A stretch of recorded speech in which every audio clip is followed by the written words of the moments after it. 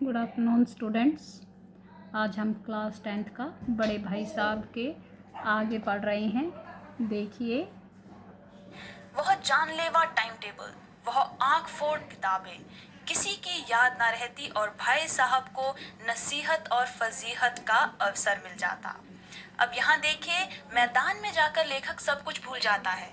क्या भूल जाता है? वह जानलेवा यानी जान के लिए खतरा टाइम टेबल, यानी जो लेखक है वो टाइम टेबल को, समय सारणी को अपनी जान के लिए खतरा मानते थे। तो वो वहां जाकर उस टाइम टेबल को भी भूल जाते, वह आंख फोड़ पुस्तकें यानी वो किताबों को भी भूल जाते और उन्हें वहां किसी की याद नहीं रहती। यहाँ तक कि जो उनके भाई साहब के द्वारा उन्हें डांट फटकार मिलती थी वो उसको भी भूल जाते थे और फिर से उनके भाई साहब को नसीहत यानी सलाह और फजीहत होता है अपमान, यानी उनके भाई साहब को लेखक को सलाह देने का और लेखक का अपमान करने का उन्हें अवसर मिल जाता था। मैं उनके साय से भागता, उनकी आंखों से दूर रहने की चेष्टा करता, कमरे में इस तरह दबे पांव आता कि उन्हें खबर ना हो। उनकी नजर मेरी ओर उठी और मेरे प्राण निकले। अब यहाँ लेखक कह रहे हैं कि जो लेखक है वो अपने भाई साहब के साय से भी दूर भागते थे, यानी वो उनकी परछाई को देखते ही भाग जाते थे। लेखक अपने भाई साहब की आंखों से दूर रहने की चेष्टा, चेष्टा यानी कोशिश, लेखक अपने भाई साहब की आंखों से दूर रहने की कोशिश करते थे और कमरे में जब वो आते थे तो इस तरह दबे पांव यानी बिना आवाज के आते थे कि ताकि उनके भाई साहब को ये खबर ना हो कि वो लेट आ रहे हैं। जैसे ही भाई साहब की नजर लेखक पर पड़ती थी तो लेखक के प्राण सूख जाते थे, यानी वो डर से कांपने लग जाते थे। हमेशा सिर पर एक नंगी तलवार सी लटकती मालूम होती, फिर भी मौत और विपत्ति के बीच भी आदमी मोह और माया के बंधन में जकड़ा रहता है। मैं फटकार और घुड़कियां खाकर भी खेलकूद का तिरस्कार न कर सकता था। अब लेखक को पता था कि उनके सिर पर एक नंगी तलवार यानी उनके सिर पर भाई साहब का डर महसूस करते थे, लेकिन जिस तरह से मौत और विपत्ति यानी मुसीबत और मौत के बीच भी जो है इंसान मोह और माया यानी अपने प्यार और अपनी संपत्ति के बंधन में जकड़ा रहता है, उसी तरह से लेखक भी फटकार यानी डांट और घुड़कियां होता है गुस्से से भरी बातें। जो लेखक है वो भी अपने भाई साहब की डांट और उनकी गुस्से से भरी बातों को सुनकर भी जो खेल कूद है उसका अपमान नहीं कर सकता था, यानी वो खेल कूद में हिस्सा लेना नहीं छोड़ सकता था। उनके लिए खेल कूद जो है बहुत ज्यादा जरूरी था।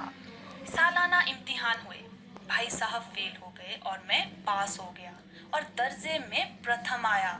मेरे और उनके बीच केवल 2 साल का अंतर रह गया। अब यहाँ पर सालाना होता है वार्षिक और इम्तिहान होता है परीक्षा।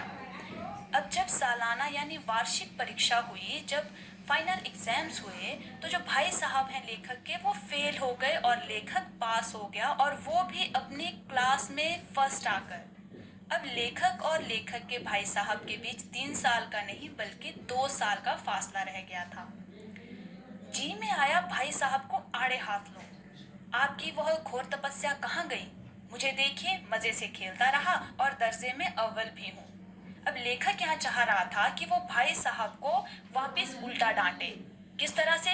कि अब आपकी वो घोर तपस्या यानी सुबह से शाम तक किताबों में पड़े रहना, वो तपस्या कहाँ गई?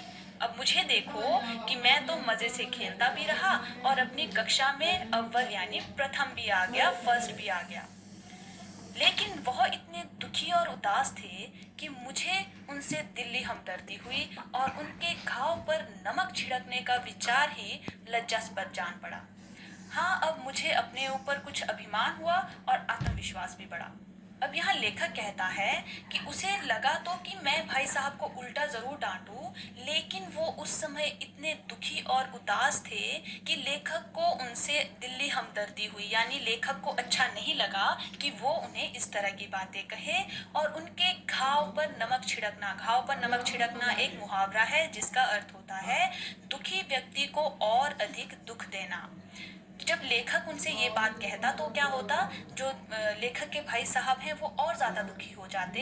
ये बात सोच कर ही, ये विचार आते ही उन्हें लज्जास्पद लगा यानी शर्मनाक लगा। लेखक को ये लगा कि उन्हें इस तरह की बात लेखक को ये लगा कि उन्हें इस तरह की शर्मनाक बात जो है नहीं करनी चाहिए, उन्हें अपने भाई साहब को नहीं छेड़ना चाहिए, उन्हें नहीं दुख पहुंचाना चाहिए। लेकिन हाँ, लेखक को अपने ऊपर बहुत ज़्यादा अभिमान यानी घमंड हो गया था और उनका आत्मविश्वास भी बढ़ गया था। भाई साहब का वह रोब मुझ पर ना रहा। आज़ादी से खेलकूद में शरीक होने लगा। दिल मजबूत था। अगर उन्होंने फिर मेरी फजीहत की तो साफ कह दूंगा, आपने अपना खून जलाकर कौन सा तीर मार दिया। अब यहाँ देखिए, जो लेखक के भाई साहब हैं उनका रौब यानी डर जो है लेखक के ऊपर अब नहीं रहा था। वो आज़ादी से खेलकूद में शरीक यानी शामिल होने लगा था। अब लेखक जो है वो आज़ादी से खेलने जाता था। उन पर जो है भाई साहब का अब कोई डर नहीं रह गया था। उनका दिल अब मजबूत हो गया था। लेखक सोचते थे कि अगर अब भाई साहब ने लेखक की फजीहत यानी उनका अपमान किया तो लेखक जो है भाई साहब को साफ कह देंगे कि उन्होंने अपना खून जलाकर कौन सा तीर मार लिया। मैं तो खेलते कूदते दर्जे में अव्वल आ गया। लेखक ये सोचता था कि अगर भाई साहब ने फिर से लेखक को कुछ कहा तो वो ये कह देंगे कि मैं तो खेलते कूदते भी अपनी क्लास में जो है फर्स्ट आ गया हूँ। जुबान से यह हेकड़ी जताने का साहस ना होने पर भी मेरे रंग ढंग से साफ जाहिर होता था कि भाई साहब का वह आतंक मुझ पर नहीं था। अब लेखक सोचता तो ज़रूर था कि वो अपने भाई साहब को इस तरह से जवाब देगा, लेकिन अपनी ज़ुबान पर ये हेकड़ी यानी घमंड होने पर भी वो बताने का साहस नहीं कर पाता था। वो अपने भाई साहब से इस तरह से बात करने की हिम्मत नहीं जुटा पाते थे। लेकिन उनके रंग ढंग यानी उनके व्यवहार से ये साफ जाहिर साफ स्पष्ट हो जाता था कि भाई साहब का जो आतंक यानी भय था उन पर, वो अब उन पर नहीं रहा था। भाई साहब ने इसे भांप लिया। उनकी सहज बुद्धि बड़ी तीव्र थी और एक दिन जब मैं भोर का सारा समय गुल्ली डंडे की भेंट करके ठीक भोजन के समय लौटा तो भाई साहब ने मानो तलवार खींच ली। अब लेखक के भाई साहब ने ये सारी बातें भांप ली थी यानी जान ली थी कि अब लेखक पर उनका डर नहीं रहा है, क्योंकि उनकी जो सहज बुद्धि है, जो सामान्य बुद्धि है, वो बहुत तेज थी। और एक दिन जब लेखक जो है सुबह का भोर का सारा समय अपने गुल्ली डंडे में खेलते हुए बिता दिया और जब ठीक भोजन का समय आया, ठीक ब्रेकफास्ट का टाइम आया, तो वो जब घर लौटा तो भाई साहब ने मानो तलवार खींच ली। यानी भाई साहब जो इतने गुस्से में थे कि जैसे उन्होंने तलवार खींच ली हो और मुझ पर टूट पड़े और लेखक पर वो बरस पड़े।